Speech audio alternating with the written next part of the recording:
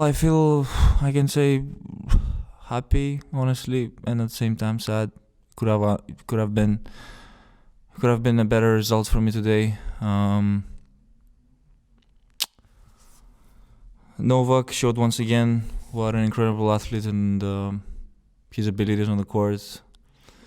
It was difficult for sure playing him. I think one of the most difficult opponents I've faced in my entire life. And I have huge respect for that. He gave me a really difficult time on the court.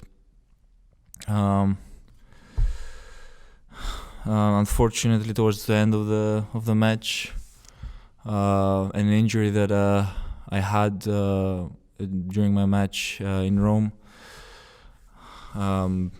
came back, and it was difficult to close the match in a fighting way, in a fighting spirit.